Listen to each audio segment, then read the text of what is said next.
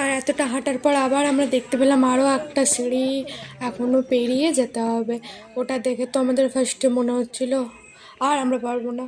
আর এখানে আমি আর কোনো ভয়েস ওভার দেবো না, কারণ এখানে নেচারের এত সুন্দর একটা টিউনিং ছিল। তো আমি আর কোনো ভয়েস ওভারই দেবো না। আর চারপাশটা দেখেছো কত সুন্দর ফ্লাওয়ার ছিল, এগুলো পুরো মাউন্টেনিয়াস ফ্লাওয়ার ছিল। আর আমি এখানে কিন্তু ভয়েস ওভার দেবো না, আর কারণ তোমরা এটা হচ্ছে এই ভাইবটা এনজয় করো।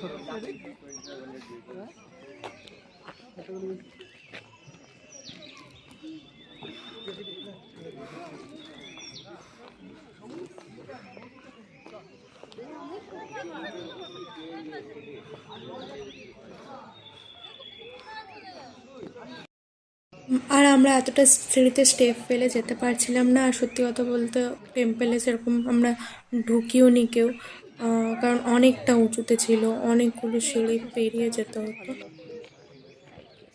তারপর পিসপাকোড়া টেম্পল থেকে আমাদের ডেস্টিনেশন ছিল বাতাসি আলু। তবে আমরা কেউই জানতাম না যে আমাদের 3টে সাইট সিইং ভিউ দেখানো হবে।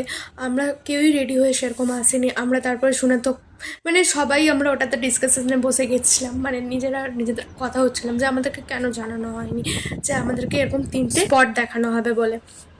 তো ওটা নিয়ে একটা আমাদের মধ্যে খুব ঝামেলা হচ্ছিল। আর তোমাদেরকে বলতেই ভুলে গেছি পিসপাগোড়া টেম্পলে কি হয়েছিল।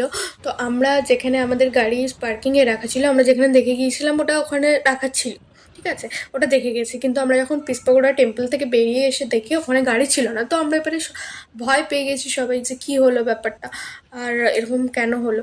তো দিয়ে ওখানে অনেকটা টাইম যায়। তো আমরা ভেবেছি আমাদেরকে কি ছেড়ে চলে গেল। আর এর আগে আমাদেরকে স্যার বলে দিয়েছিলেন যে যেই ক্যাবে আছো এই ক্যাবের ড্রাইভারের যেন নাম্বার থাকে, ঠিক আছে। তো আমরা নাম্বারটা নিইনি, ঠিক আছে, আমরা বলছি কিসের প্রয়োজন হবে। তো যাই হোক এরকম নাম্বারটা নেওয়া হয়নি। আর গাড়ির যে প্লেট নাম্বার